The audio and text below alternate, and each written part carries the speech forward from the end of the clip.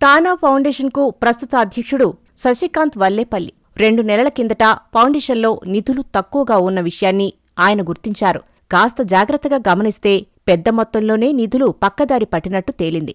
దీంతో బోర్డు దృష్టికి తీసుకురావటం, అందరూ రంగంలోకి దిగి విచారణ జరపడం మొదలయ్యాయి.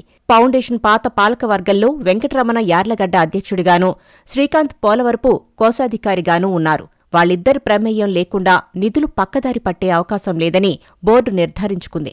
ఆ కోణంలో విచారణ మొదలు కాగానే కోశాధికారి పోలవరపు శ్రీకాంత్ బాగోతం బయటపడింది.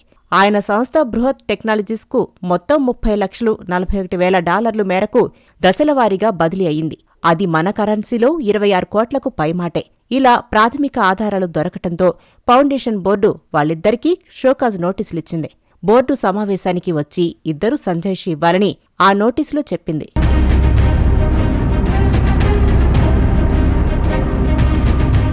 ఇదిలా ఉంటే అమెరికాలోని తెలుగు సంఘాలతో కొందరు తెలుగు టెక్కీలు కుమ్మక్కై నిధుల దుర్వినియోగానికి పాల్పడినట్టు ఆరోపణలు వచ్చాయి.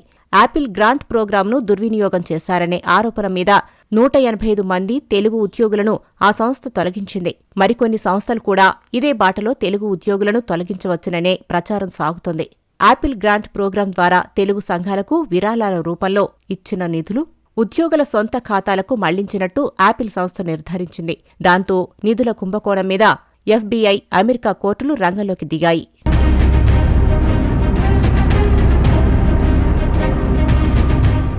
మరోవైపు తానాకు కాలిఫోర్నియా డిస్ట్రిక్ట్ కోర్టు నోటీసులు జారీ చేసింది.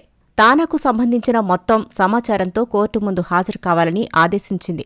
ఆ సమాచారాన్ని ఎఫ్బీఐకి కూడా మెయిల్ చేయాలని ఆదేశించింది. ఫిజికల్ డాక్యుమెంట్లతో పాటు ఎలక్ట్రానిక్ డేటా కూడా తీసుకురావాలన్న కోర్టు ప్రతి లావాదేవీకి సంబంధించిన వివరాలను సమర్పించాలని ఆదేశించింది. కాలిఫోర్నియా డిస్ట్రిక్ట్ కోర్టు ఆదేశాలు ఇప్పుడు అమెరికా తెలుగువాళ్లలో పెద్ద ఎత్తున చర్చకు దారితీశాయి. అలా అగ్రరాజ్యం అమెరికాలో తెలుగువాళ్ల బాగోతం బయటకొచ్చి ఎఫ్బీఐ దాకా వెళ్ళింది.